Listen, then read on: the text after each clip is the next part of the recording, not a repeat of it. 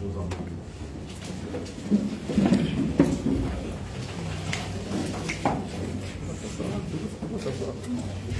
Bien, merci, mesdames et messieurs.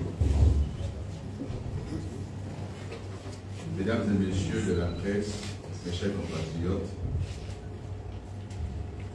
il est vrai que ces derniers temps,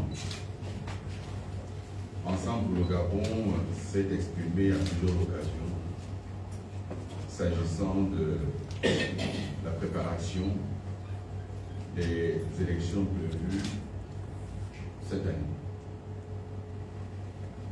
Nous nous sommes exprimés et à 2 reprises au moins,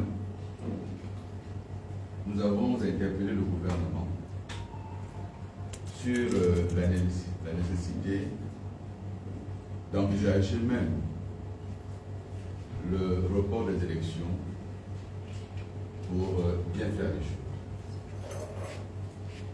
Manifestement, le gouvernement s'est obstiné envers et contre les faits, envers et contre le bon sens. Et ce matin, alors que la campagne est officiellement lancée, nous sommes au regret de constater que nos interpellations n'ont pas été prises en compte. Alors ce matin, nous allons repréciser les raisons pour lesquelles Ensemble pour le Gabon a manifesté dès le départ sa vive préoccupation et son inquiétude. Mes chers compatriotes, le collège électoral est donc convoqué pour les 27 septembre et 11 octobre 2025 en vue de la tenue des élections couplées comptant pour l'élection des députés à l'Assemblée nationale et l'élection des membres des conseils départementaux et municipaux. Ensemble pour le Gabon constate encore une fois les difficultés réelles que le ministère de l'Intérieur et, on va dire, le gouvernement éprouvent à organiser sereinement les élections, malgré les dénégations. Puisque nous parlons d'élections libres, crédibles et transparentes, ça ne peut pas se résumer à compter le nombre de candidats. C'est l'ensemble du processus qui doit être pris en compte. Et ce processus qui doit être pris en compte, nous faisons le constat qu'il y a des dérives qui sont liées à l'impréparation, à l'improvisation et à les multiples violations du code électoral. Comme je l'ai indiqué, nous avons à plusieurs reprises interpellé le gouvernement qui se mure dans un silence qui est quasi condescendant et méprisant, puisque, reprenant à leur compte le fait de continuer à avancer malgré les interpellations. Et c'est pour cela que ce matin, encore une fois, nous allons apporter des précisions sur ce qui nous motive. Ensemble pour le Gabon a bien sûr investi des candidats. Et Ensemble pour le Gabon s'engage dans cette bataille électorale parce qu'en réalité, le gouvernement n'entend pas raison. Je voudrais commencer d'abord par la question des candidatures. Tous ceux qui regardent la vie politique de notre pays avec un minimum d'objectivité ont pu observer toutes les contradictions qu'il y a eu autour de la question des dépôts de candidature. D'abord sur les délais de dépôt de candidature, sur la validation des candidatures. On a une candidature rejetée le matin, validée l'après-midi, sans aucun contentieux.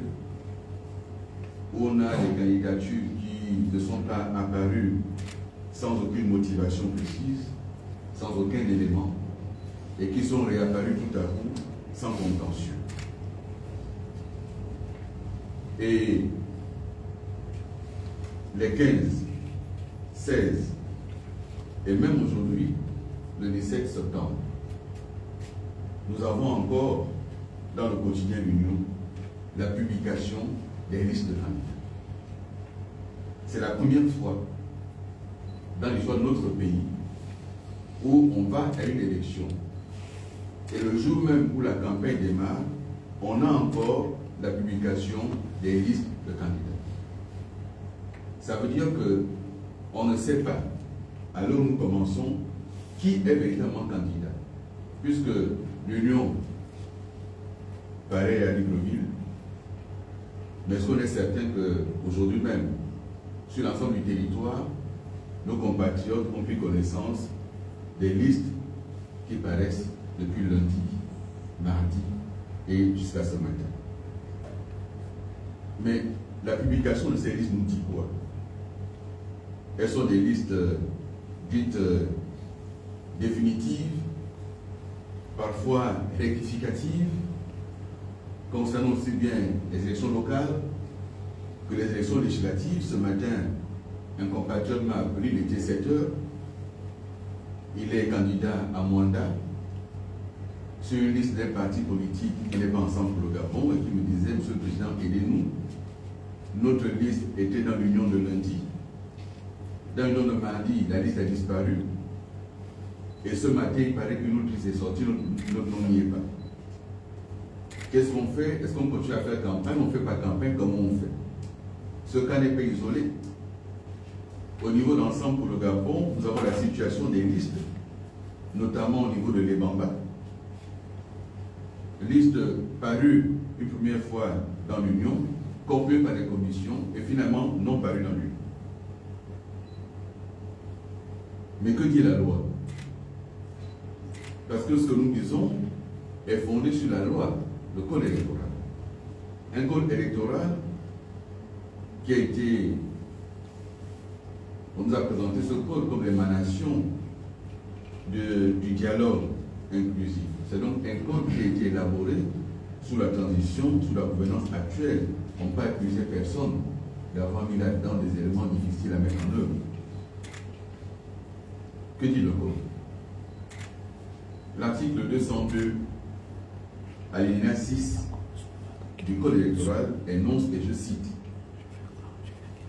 le ministère de l'Intérieur examine les dossiers conformément à la présente loi organique. Il rend public par tous les moyens la liste des candidats retenus 30 jours au moins avant le scrutin. Je n'invente rien. Vérifiez le code électoral, c'est écrit noir sur jaune. 30 jours au moins avant la date du scrutin. Le scrutin est prévu le 27. Nous sommes le 17 aujourd'hui.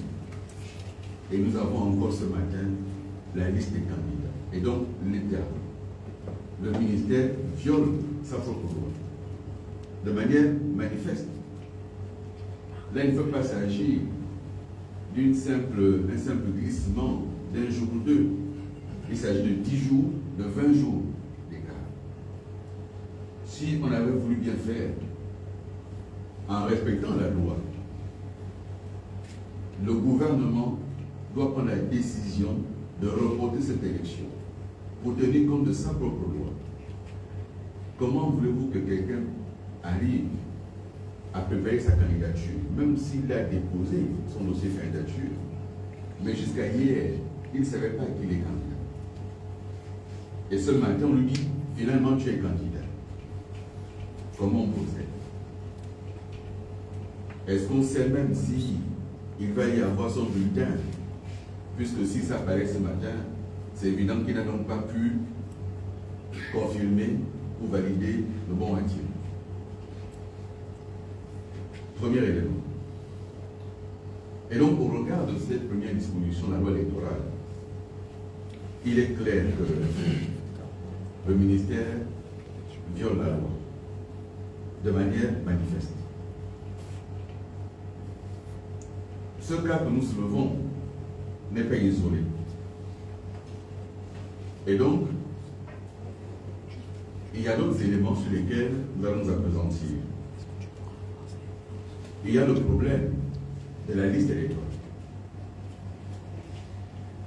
Le ministre s'est vanté, il y a à peu près 18 000 candidats, élections législatives et locales. Mais qui peut dire aujourd'hui combien y a-t-il d'électeurs? La campagne est ouverte et personne ne sait combien il y a d'électeurs, puisque on a ouvert la révision de la liste électorale. Cette révision a concerné les primo-électeurs, donc ceux qui ont 18 ans et qui peuvent maintenant voter cette année. Combien sont-ils? On ne sait pas. Cette révision a concerné ceux qui ont changé de lieu de vote. Est-ce que ce changement de lieu de vote a été pris en compte? On ne sait pas. Cette révision a concerné ceux qui, au moment de la première opération, étaient indisponibles, étaient malades, étaient à l'étranger, étaient ailleurs, et qui peuvent maintenant s'inscrire. Que dit la loi? L'article 48, alinéa 11 de la loi organique numéro 001/2025 du 19 janvier 2025 portant code électoral précise, et je cite encore une fois, la durée de l'enrôlement est de 30 jours. Donc pendant 30 jours, on procède à l'enrôlement. Cette durée peut faire l'objet d'une prorogation dont la durée est fixée par arrêté du ministre de l'Intérieur. Cette prorogation ne peut excéder 8 jours. Chacun a pu observer que, à de nombreuses reprises, cette durée a été systématiquement rappelée et prorogée par le ministre, non pas par arrêté, mais par simple communiqué. Ce qui là aussi viole la loi de manière manifeste. Mais, mes chers compatriotes, mesdames et messieurs, ce qui inquiète davantage Ensemble pour le Gabon, et de manière légitime, lorsqu'il y a eu l'élection présidentielle, on nous a dit il y a 950 000, chiffre rond, plus ou moins, 950 000 électeurs. Circonscription unique. Là, pour les élections législatives et locales, on ne donne pas le nombre d'électeurs de manière globale, on ne le donne pas non plus par circonscription. Là, on va aux élections. Combien d'électeurs y a-t-il? Un exemple, au premier siège du premier arrondissement de Libreville. Ce n'est pas indiqué. C'est une situation qui nous inquiète en raison de ce que la loi prévoit, qu'il y ait une période ou des périodes de recours où vous êtes inscrit. Il faut qu'il y ait affichage de la liste pour vérifier si votre inscription a été prise en compte. Vous avez fait un changement de lieu de vote, il faut qu'il y ait affichage pour vous rendre compte si votre inscription est prise en compte ou votre changement est pris en compte. Pourquoi est-ce nécessaire? Parce que pour les candidats, pour être candidat, il faut être électeur. Imaginons que vous souhaitiez être candidat à Chibanga. Mais la dernière élection présidentielle, vous étiez à Libreville, vous avez voté à Libreville, et vous faites un changement. Vous êtes sur une liste de candidature à Tchibanga, mais votre nom n'apparaît pas. C'est une cause d'annulation de votre candidature. Mais au moment où on lance la campagne électorale, qu'en est-il de chacun de nous ici? C'est une première préoccupation. La seconde, c'est que il y a des délais qui peuvent être en moyenne de 19 jours à 32 jours, selon que le requérant, l'électeur, le citoyen qui conteste, saisit soit directement le ministère, soit le tribunal administratif. Et là, nous renvoyons de façon flagrante. Est-ce qu'il peut y avoir crédibilité? Je parlais tantôt de la question de la validation du bon à tirer. Vous êtes candidat à Débamba. Et ce matin, dans l'Union, après différentes démarches, vous découvrez que votre candidature est retenue ce matin. Le bon à tirer, il faut se rendre à Débamba. D'abord, vous ne savez pas si finalement multiple est attiré votre bon, puisque ce n'est qu'aujourd'hui qu'on sait que vous êtes candidat. Donc, comment on fait? Il y a donc des risques qu'il y ait des candidats qui se retrouvent avec des bulletins de vote qui ne portent pas leur photo, qui portent une mauvaise photo. Ça n'a pas été validé. Il y a des risques qu'il y ait des candidats qui se retrouvent sans bulletin de vote. Ça existe, puisque les délais ne sont pas respectés. Et si on doit ajouter, mesdames et messieurs, la question du financement des campagnes électorales, il faut bien qu'on en parle. Il y a des candidatures.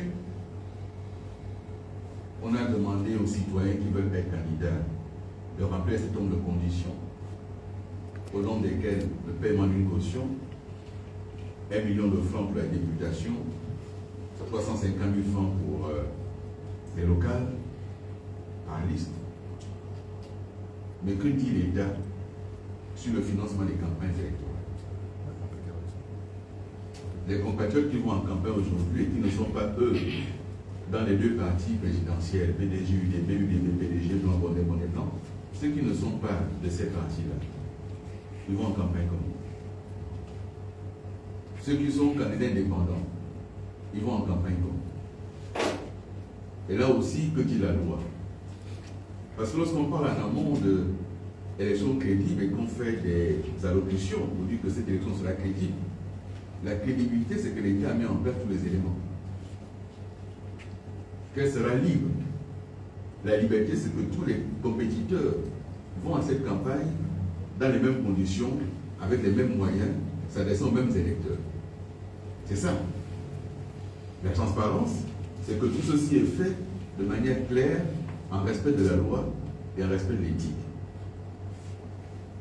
L'article 94 de la Constitution elle précise que, en dehors des cas expressément prévus par la Constitution, la loi fixe les règles concernant le système de financement de la vie politique et des campagnes électorales.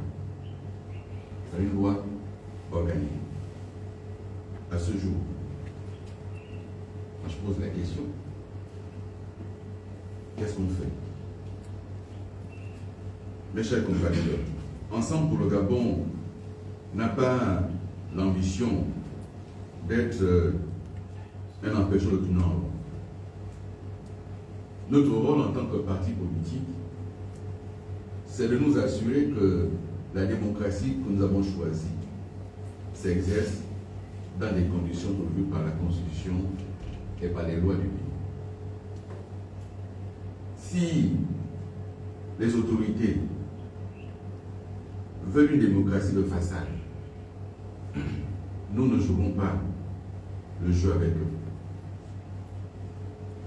Si le sujet est finalement d'empêcher la compétition, en faisant en sorte que leurs candidats à eux bénéficient de semaines et de semaines de pré-campagne avec les moyens de l'État, et que les autres candidats aille en campagne sans même savoir si son candidat est sans ressources, il y a un problème.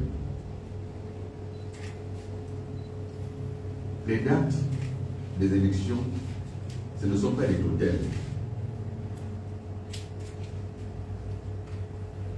La date du 27 septembre est mal choisie. Et elle ne se justifie pas. Elle est mal choisie, pourquoi? Nous sommes en pleine rentrée scolaire et chacun a bien vu que l'école a du mal à reprendre. Faites le tour et vous verrez, à Libreville comme en province,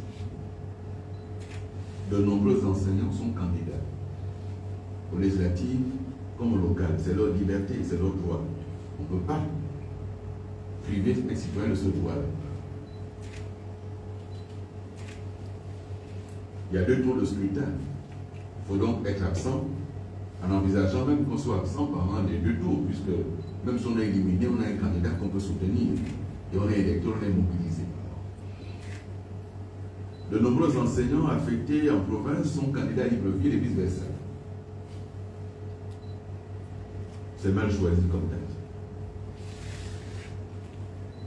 De nombreux enseignants seront dans les commissions électorales, seront membres des bureaux de vote, sans compter que le vote se déroule dans les écoles, qu'il faut préparer, qu'il faut aménager, etc.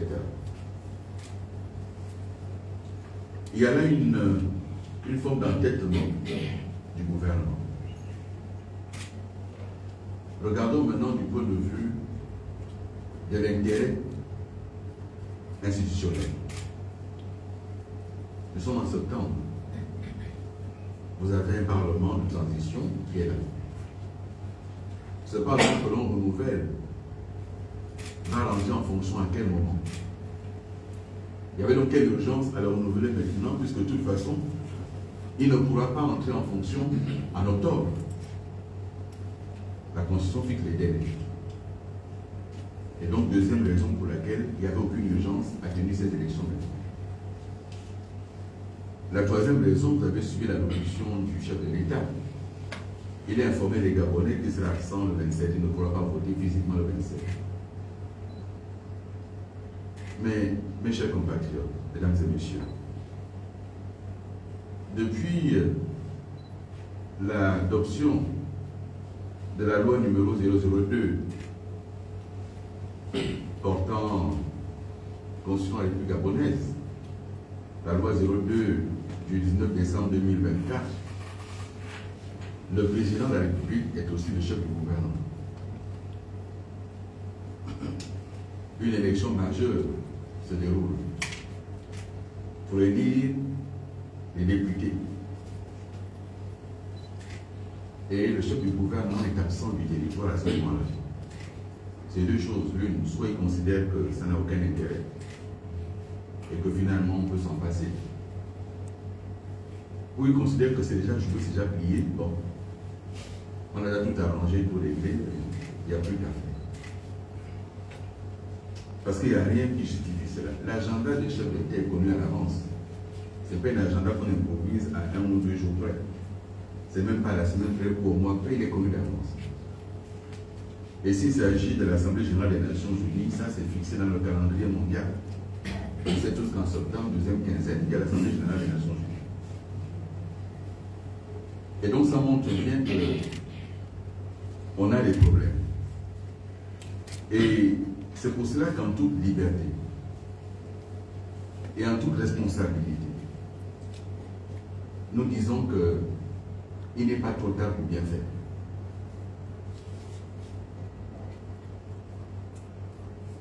Deux cas d'école, mesdames et messieurs. Nous prenons le 6e arrondissement de Libreville. À la dernière consultation électorale, il y avait 80 000 électeurs. 6e arrondissement. Là, pour les élections couplées, nous avons une quarantaine de listes au local, 6e. Et aux législatives, on doit avoir par siège Une quinzaine, une vingtaine. Mettons donc l'électeur qui rentre dans un bureau de vote pour les locales. Il y a 40 bulletins de vote. Il doit donc prendre 40 bulletins de vote. Et il doit choisir parmi les 40 le candidat qui l'a convaincu. Et il doit donc maintenant aller voter. Les enveloppes sont accolées. Il prend donc un bulletin de son choix, il met côté vote. Et il a donc 39 bulletins à mettre côté poubelle. Ceux qui ont déjà voté savent que ça ne va pas être possible. Ça ne va pas être possible de mettre 39 bulletins dans l'enveloppe côté poubelle. Ce serait un pavé comme ça. Et si d'aventure on a réussi à forcer sans déchirer l'enveloppe, il faut maintenant venir faire entrer cela dans l'urne scellée. Ceux qui ont déjà voté savent que l'ouverture de l'urne ne permettra pas de faire entrer une enveloppe aussi épaisse. Et si malgré tout on a réussi à le faire, arrive le moment du dépouillement. Au dépouillement, on doit pouvoir compter. On a fini de compter, on doit maintenant présenter chaque bulletin de vote. Donc si avant l'électeur mettait 5 à 10 minutes pour voter, cette fois-ci il lui faut 15 à 30 minutes pour voter. Quant au dépouillement, est-ce que tout ceci a été testé, regardé, évalué? Nous en doutons. Et c'est pour cela que, puisqu'il n'y a pas d'urgence, puisqu'il n'y a pas une date butoir, au terme de laquelle on se dit on sera hors des règles constitutionnelles, qu'est-ce qui justifie cette précipitation? Premièrement, je rappelle, la loi prévoit que la liste des candidats doit être connue, publiée 30 jours au moins avant la date du scrutin. On a violé cette loi. Le 17, dans le quotidien L'Union, on a encore des listes de candidats ce matin, le 17. Et rien n'indique que demain, le 18, on n'aura pas d'autres liste de candidats dans l'Union. Il n'y a rien qui l'indique. Qui a déjà vécu une telle élection? Ça ne s'est jamais fait. Voilà, mes chers compatriotes, tout en étant préparés à aller à cette compétition, Ensemble pour le Gabon se permet de douter de la crédibilité de ce scrutin qui a lieu. Puisque en amont déjà, la loi est violée. Ensemble pour le Gabon doute de la transparence. Puisque en amont, tous les candidats ne sont pas logés à la même enseigne. Ensemble pour le Gabon doute de la liberté. Puisque, à l'heure où nous parlons, il y a encore de nombreux candidats qui ne savent pas s'ils vont compétir. À l'heure où nous parlons, et chacun a pu voir que certaines candidatures invalidées ont été comme par magie acceptées, sans qu'on nous présente la décision de justice. Tout comme d'autres candidatures ont été invalidées sans aucune explication. Au regard de tout ceci, Ensemble pour le Gabon appelle à nouveau le gouvernement, même si la campagne est lancée, à revoir la copie. Mes chers compatriotes, je voudrais terminer sur deux petits points avant de répondre à vos questions. J'ai ici la Constitution de la République gabonaise, adoptée par référendum en novembre et en décembre 2024. Je vais vous lire quelques dispositions. D'abord, concernant la question des pouvoirs exécutifs. Au moment où on débattait de cette constitution, beaucoup de compatriotes n'ont pas pris la peine de lire la Constitution, de comprendre l'ampleur des changements qu'amenait cette Constitution. Mais le Parlement aujourd'hui, il a été vidé de sa substance. Ceux qui vont en campagne en disant qu'il faut apporter au président la majorité pour qu'il gouverne, il n'en a plus besoin, le président. Puisque l'article 41 de la Constitution nous dit quoi? Il nous dit que le président de la République est le chef de l'État. Il est détenteur du pouvoir exécutif. Il incarne l'unité nationale, veille au respect de la Constitution, etc. Il est garant des dépendances, etc. Mais on nous dit ensuite qu'il est le chef du gouvernement. Et de ce point de vue, le gouvernement n'est plus responsable devant le Parlement. Quand on vous dit qu'il faut une majorité, c'est pourquoi faire? Et ils vous disent non, mais il ne faut pas que ça soit comme chez Macron en France. Mais non. Ils savent de quoi ils parlent, mais ils veulent simplement berner les populations. La Constitution actuelle, le Parlement ne peut plus renverser le gouvernement. Une fois qu'on aura voté, le gouvernement ne va pas démissionner. Alors que dans l'ancienne Constitution, une fois qu'on est sorti et qu'il y a la proclamation définitive des résultats, le chef du gouvernement rend la démission de son gouvernement. Et le président peut le reconduire ou nommer un nouveau premier ministre. Mais actuellement, le gouvernement ne démissionnera pas. Parce que le chef de l'État est le chef du gouvernement. Majorité ou pas majorité, il avance avec son gouvernement. C'est la Constitution.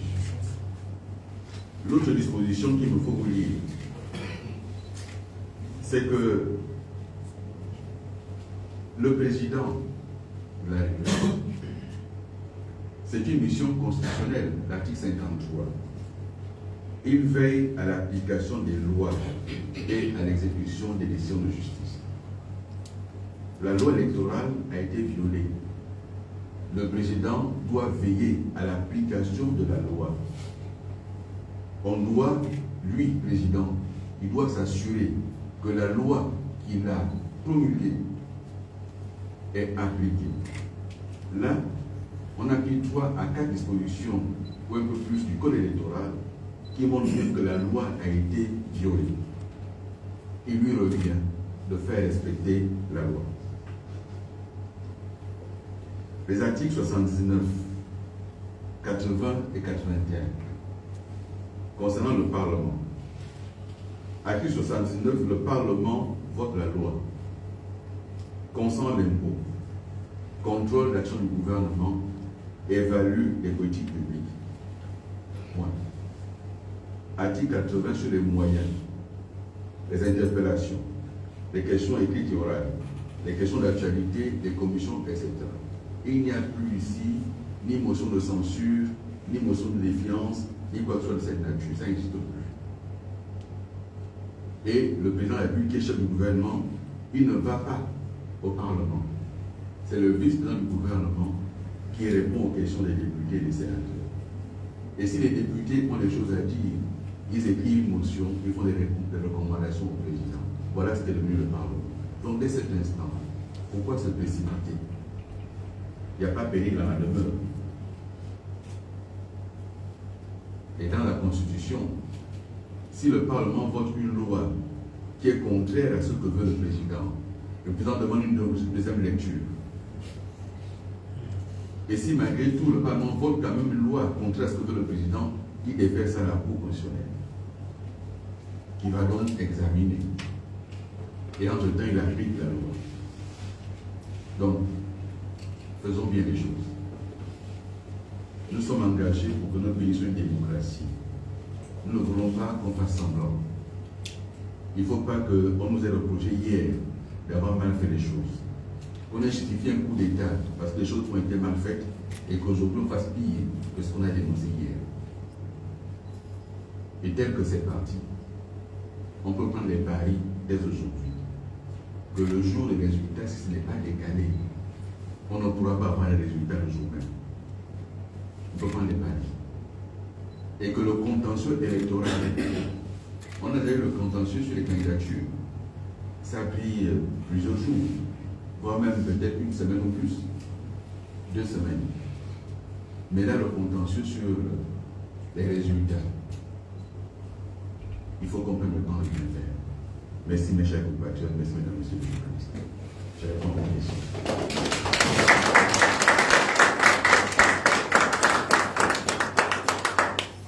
Je précise au micro, ce n'est pas les journalistes qui applaudissent. Il ne faut pas qu'on vous accuse d'être venu applaudir en pleine campagne. Si vous avez des questions.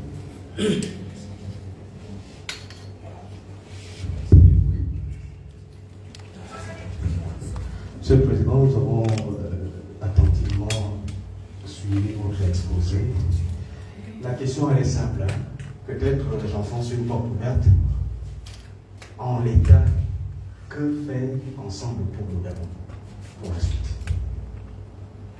Vous savez, la modeste expérience qui est la mienne et celle que nous partageons avec les responsables d'ensemble pour le Gabon,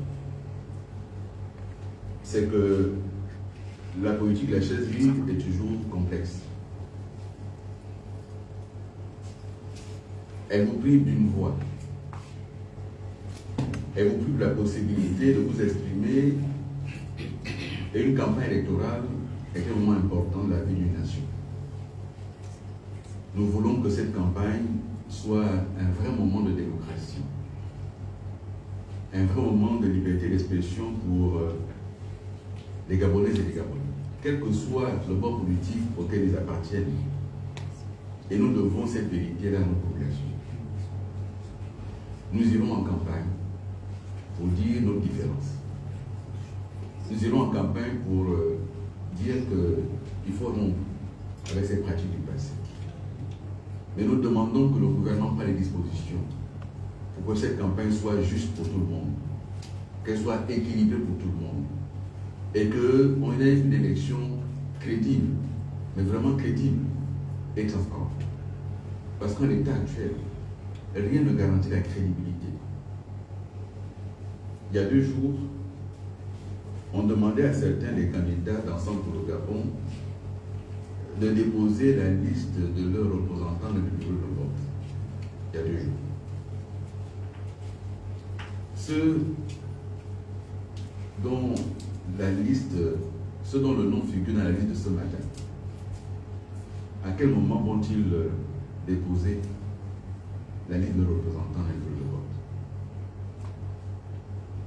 Et ces représentants dans les bureaux de vote, vous déposez une liste. Mais si les gens ne sont pas encore certains de figurer sur la liste électorale, vous faites vos représentants sur quelle base? Parce qu'ils sont électeurs. Et il faut qu'ils votent dans les bureaux de vote où ils vont vous représenter. Mais si on n'a pas la liste électorale, comment on fait? La deuxième chose, les procurations. Ceux qui ne pourront pas se déplacer pour voter doivent établir une procuration. Et la procuration doit être établie au nom d'un électeur. Mais si on n'a pas encore la liste électorale, on établit la procuration comment? Et normalement, celui qui tient la procuration doit figurer également sur votre propre bulletin de vote, plutôt sur la liste, le bureau de vote.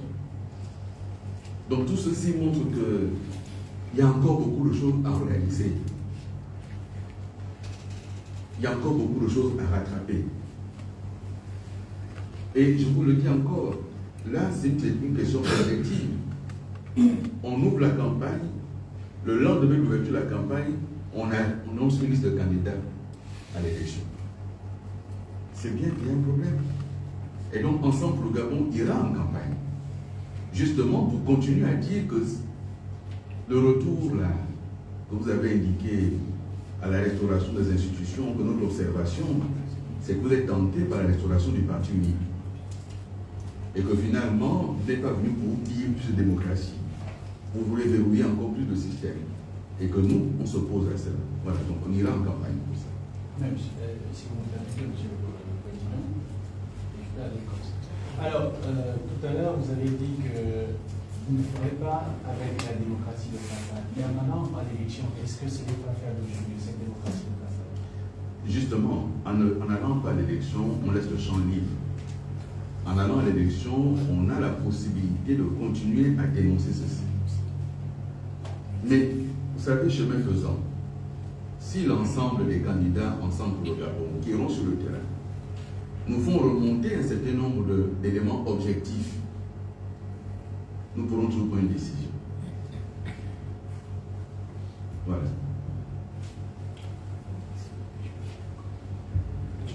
Mais ça n'est pas grave. Monsieur, je peux continuer pour la question? Monsieur le Président, bonsoir.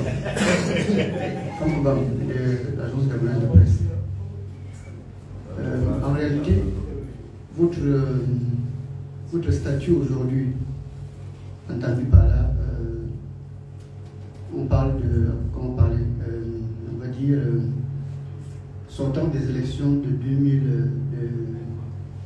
2025, d'avril 2025, votre statut de leader de l'opposition, en réalité, devrait vous permettre d'interpeller si le gouvernement, si les députés ne peuvent plus le faire auprès du président maintenant, qu'est-ce qu'il nous reste?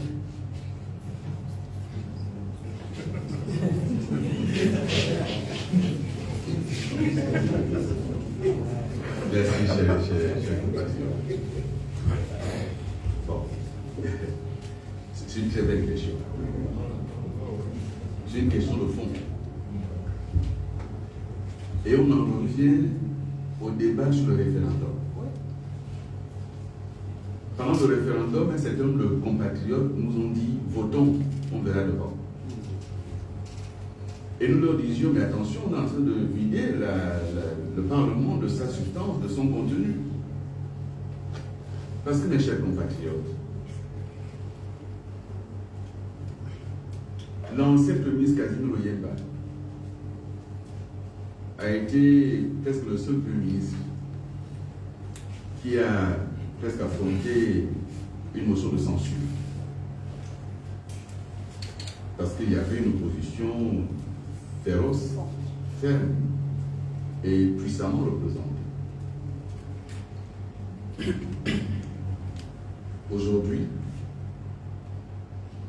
le président de la République est le chef du gouvernement. Il ne peut pas faire l'objet d'une interpellation par le Parlement.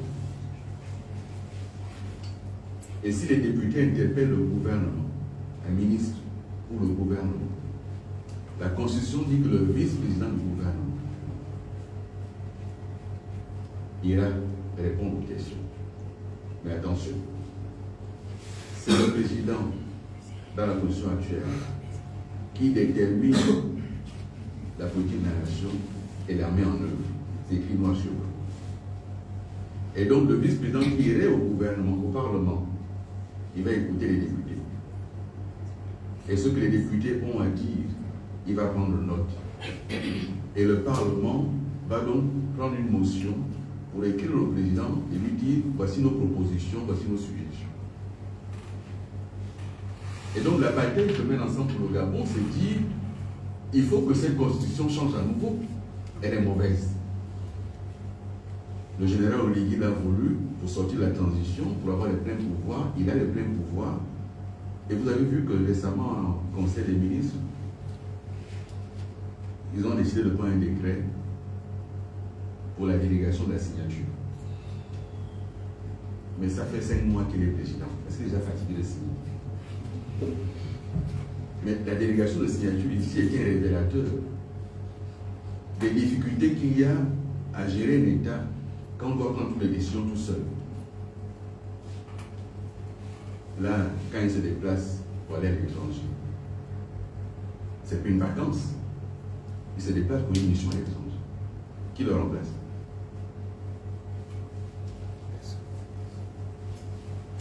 Qui le remplace? Le président va être absent pendant qu'on vote. Si le jour du scrutin, il y a des incidents dans le pays, je ne le souhaite pas, mais ça peut arriver. S'il y a des difficultés particulières, il est à l'étranger, qui prend les décisions. Et donc, ça montre bien l'intérêt qu'il y a à continuer à dire que cette constitution est mauvaise. Demain, les Gabonais vont décider et choisir les députés. Et les députés des partis du président, ils n'ont aucun projet, ils vont sur le terrain en disant « Nous sommes les députés du président, les candidats du président ». Il n'est pas candidat. Il n'est pas candidat. Son élection a eu lieu en avril. Là, il n'est pas candidat. Les Gabonais lui ont donné un mandat de 7 ans.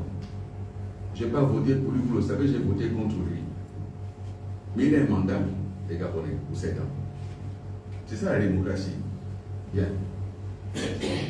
Et la Constitution lui donne la possibilité, le pouvoir de gérer le pays sans être censuré par le Parlement.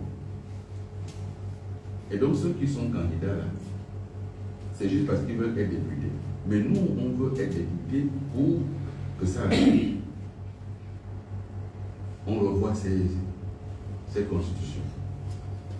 Si on n'a pas la majorité pour ça, on va au moins faire du bruit au Parlement pour rappeler que ça, c'est une mauvaise constitution. Et en tant que numéro 2 à l'élection présidentielle, je vous ai dit, et je le répète, je ne revendique pas un statut de leader de l'opposition. L'opposition gabonaise est multiple. Et aujourd'hui, on ne sait pas qui est opposant, qui est indépendant. Donc je ne peux pas être leader de ceux que je ne connais pas. Il faut d'abord qu'il y ait de la clarté dans tout cela. Et à ce moment-là, on verra qui est qui. Mais moi, je peux vous dire une chose. Tous ceux qui sont au gouvernement, tous ceux qui vont en campagne, sont les partis du président. Ils sont au gouvernement, ils sont chefs d'institution, ils font partie de la majorité présidentielle. On dit au Gabonais, il y a d'imaginer une opposition. Non, non, non, non, non, non. Il y a une opposition, c'est nous. Nous sommes l'opposition, avec quelques autres. Et puis il y a une majorité. Écoutez-les, ils vous disent, il faut nous voter pour aller soutenir le président. Il n'a pas besoin de soutien. Il faut, et ensemble, le Gabon va en campagne pour dire aux populations, votez notre candidat pour vous représenter, vous, pas pour soutenir le président.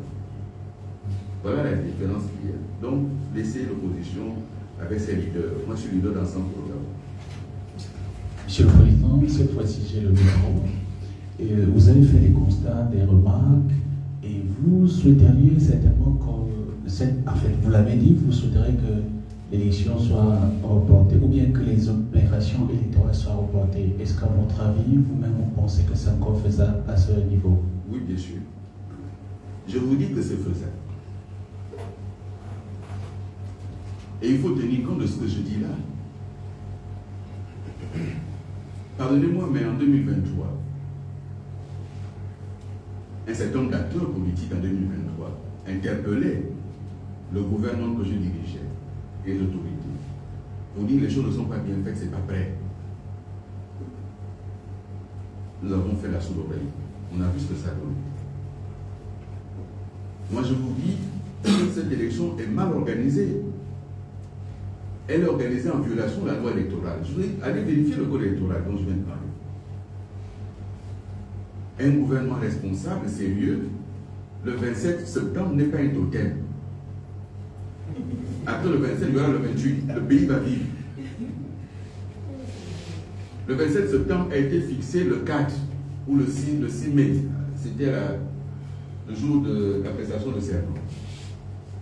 C'est là que le président prêtant serment a dit l'élection législative, c'est en septembre.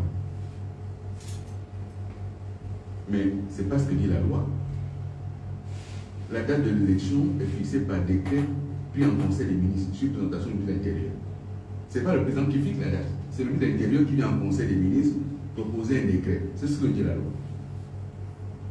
Mais comme il a déjà annoncé le 27, et qu'il a annoncé à tout le monde que c'est le 27, il faut donc tenir le 27, malgré les difficultés qu'il y a. Mais, mes chers compatriotes, il y a des difficultés financières. Si l'école ne reprend pas là, bien sûr, les enseignants sont occupés, etc. Mais c'est aussi parce qu'il y a trop d'argent. Là, on veut créer un problème entre l'Église catholique et l'État. Non, l'Église catholique a dit, nous, État gabonais, on te connaît. Tu ne sais pas payer. On a souffert déjà avec les enfants que vous avez envoyés, vous n'avez pas payé. Cette fois-ci, les parents payent. Et quand l'État pourra trouver l'argent, l'État paie. Et donc, il y a des difficultés financières. Et au milieu de ces difficultés-là, on va mobiliser 30 milliards pour faire l'élection, alors que les enfants n'ont pas commencé l'école. Voilà les réalités. Et les 32 milliards de l'élection, ils servent à quoi? Les perdre des membres des commissions, leurs frais de mission, leurs frais d'hôtel, imprimer les bulletins de vote. Mais quand on veut une démocratie, on la finance. Mais là, on ne finance pas la démocratie. On finance quelques acteurs de l'organisation de l'élection. Oui, nous pensons que le gouvernement serait bien avisé, ferait bien, serait bien. Ce n'est pas honteux. Il ne faut pas qu'on le prenne mal. Il ne faut pas qu'on se dise comme c'est Billy qui a demandé de nous défier, je ne défie personne. Je dis simplement, on doit sortir de la transition. Sortons bien de la transition.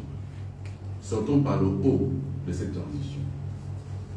Sortons de la transition en faisant bien les choses. Ne sortons pas en faisant pire que ce qu'on a dénoncé. C'est ce que je dis. Il n'y a pas d'urgence, il n'y a pas le feu. Faisons bien. Mais, s'ils ne m'écoutent pas, je n'ai pas les fusils. Mais je vais parler. Parce que demain, ça nous rattrape. Les gens seront mal élus. C'est tout.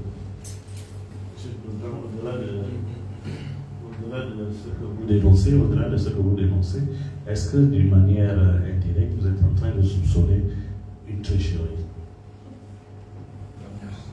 Mais la transparence, c'est tout le processus.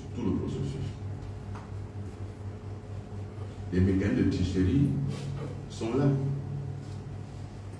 La loi dit que vous ne pouvez pas être candidat si vous n'avez pas démissionné 4 mois avant. C'est ce que dit la loi. Et je viens de vous dire ici que le président de la République, une de ses missions constitutionnelles, c'est de faire appliquer les lois. La plupart des candidats de son parti n'ont pas quitté le PDG avant. Vous le savez bien. Et vous avez vu que le PDG a retiré sans respect de la loi.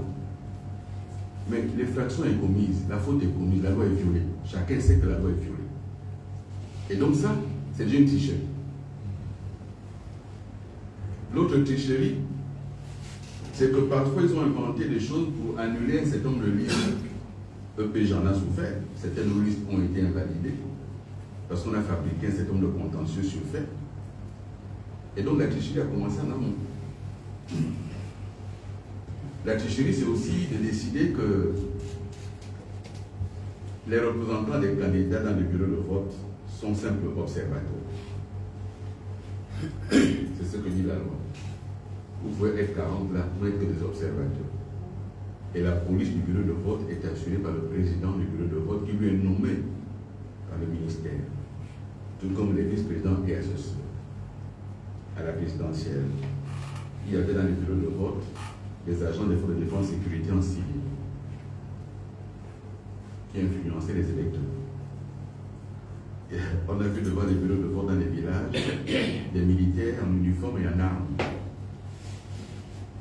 Et donc c'est la tricherie. Je ne soupçonne pas, je dis que la loi est violée. Et elle n'est pas violée par hasard. Elle est violée à dessein. Pour qu'on ne se prépare pas et pour qu'il n'y ait pas une vraie opposition. Et donc c'est une tricherie. Je dis qu'il y a tricherie parce que les moyens de l'État sont donnés à certains candidats. Et que les candidats indépendants, les candidats des autres partis politiques ensemble pour le Gabon ne bénéficient pas d'un franc électoral pour aller en campagne. Voilà ce que je dis. Et donc c'est une tricherie. Donc dès cet instant, oui, je ne fais pas que soupçonner, je dis que c'est organisé pour avoir à fabriquer une majorité artificielle et pour éviter qu'il y ait un vrai débat démocratique. Oui, cher compatriote. Monsieur le Président, je voudrais rebondir sur comment on appelle, la querelle qui est née de ce que certains candidats transfugent le PDG. Non, n'ont pas pu démissionner et qu'ils vont en candidature. Leur candidature a été validée. Alors, en dehors du PDG qui s'est retenu, est-ce qu'un autre candidat d'un parti politique peut porter plainte pour le candidat, pour le transfuge du PDG qui est en course avec lui? Il aurait pu, mais il faut en apporter la preuve. Une preuve matérielle. La preuve matérielle de ce que le citoyen X est militant du PDG n'est détenu que par les instances du PDG. En revanche, chacun voit que la loi a été violée, puisqu'ils ont introduit des recours avec des éléments précis et qu'ils ont retiré. Juste un cas, pour ne pas faire un débat de personne. Vous avez quelqu'un, un frère, un compatriote, quelqu'un que je connais bien, que je respecte, avec lequel j'ai eu plaisir à travailler. Il y a 2 mois, au moment même de la création du parti du président, il était encore vice-président du PDG. En juillet. Il était vice-président du PDG en juillet. En septembre, il est candidat UDB. Faire le décompte. Et vous voyez que ça ne fait pas 4 mois. Comment sa candidature a-t-elle été validée? Là, c'est notoire, c'est public. Je ne cite pas les noms, vous êtes des journalistes vérifiés.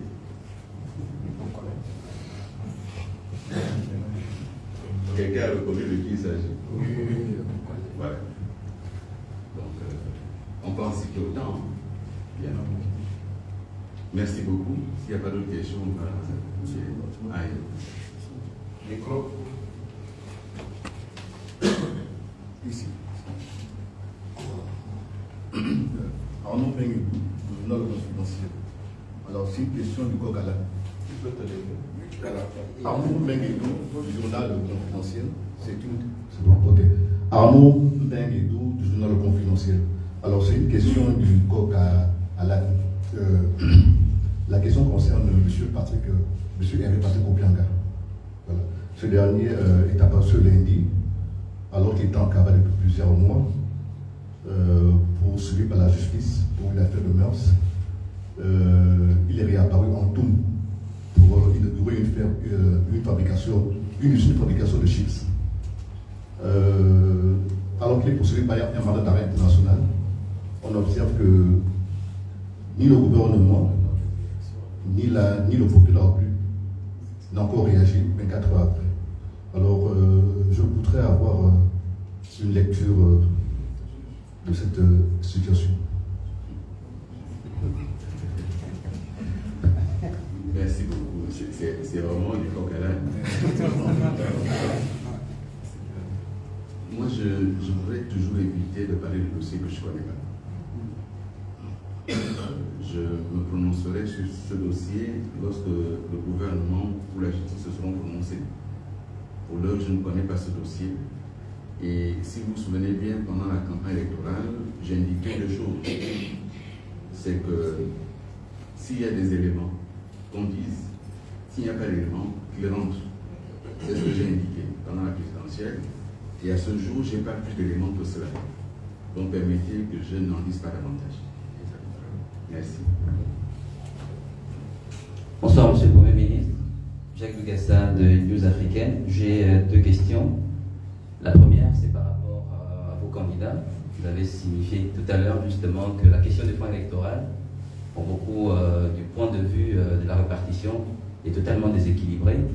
À l'heure actuelle, est-ce que vos candidats sont prêts à pouvoir se déployer sans financement potentiel à travers justement les localités dans lesquelles ils devront être déployés?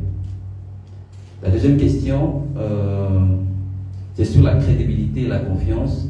Est-ce que vous jugez que les résultats finaux des élections législatives et municipales pourront être acceptés par l'opinion publique dans ces conditions, tout en tenant compte également de vos différents candidats?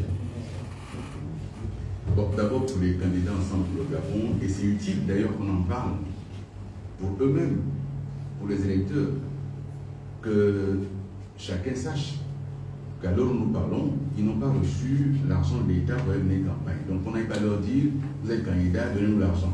Au moins, les choses sont claires. Ils vont se débrouiller à aller faire campagne sur le terrain, parce que la campagne, c'est avoir des idées.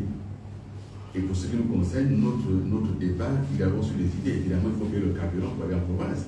Mais le débat, il est d'abord un débat d'idées. Le Gabon a besoin qu'on pose le débat d'idées sur la table. Et je dis encore une fois, cette campagne, elle est en train d'être volée, alors que les Gabonaises et les Gabonais attendaient des débats sur la question de la vie chère, sur la question de l'emploi, sur la question de l'éducation, de la formation. On a des enfants aujourd'hui à l'étranger qui n'ont pas de bourse, qui sont sortis des universités. On a la question de l'UOP, on a mis de l'argent, il n'y a pas de travaux. Donc il y a des vrais débats. Et j'évoquais la question du financement parce que la loi prévoit, mais que là, le gouvernement ne fait rien. C'est pour ça que j'évoquais ça. Est-ce que les élections seront crédibles? Quand on est sorti de la présidentielle, j'ai refusé de faire un recours. J'ai refusé d'abord parce que je n'avais pas de temps à perdre. J'ai refusé aussi parce que les institutions qui organisaient les élections et qui organisent les élections sont acquises au parti au pouvoir. Et j'ai refusé en troisième lieu parce que je n'avais pas d'éléments matériels sur l'ensemble du territoire. Et que je voulais j'évitais d'aller à la cour sans éléments matériels.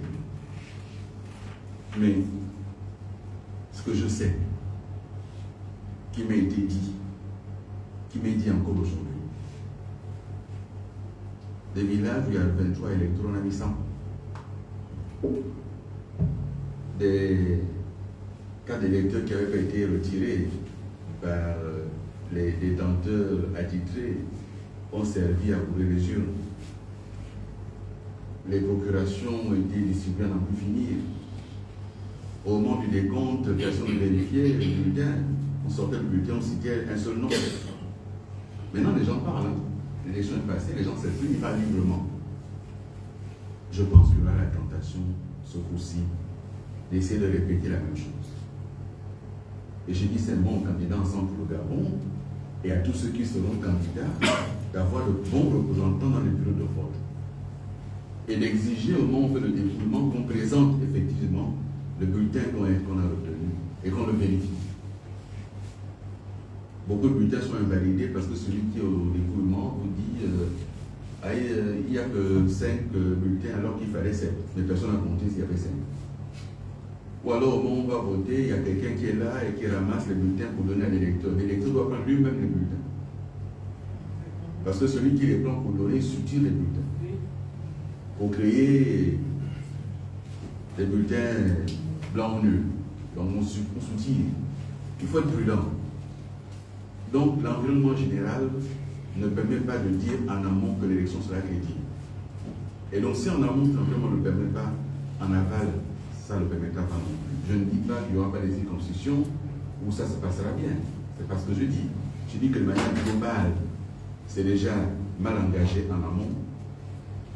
En aval, on connaît le résultat. Bien, merci d'avoir été présent à cette conférence de presse. Et la campagne est lancée, elle est ouverte. Les candidats d'Ensemble pour le Gabon iront sur le terrain avec notre message. Mais je souhaite et nous recommandons que le gouvernement entende raison et que la loi soit respectée. C'est eux-mêmes qui ont fait cette loi, c'est eux-mêmes qui l'ont promulguée et à eux de l'appliquer dans le respect de toutes les dispositions de la loi. C'est ce que nous demandons. Merci et bonne journée.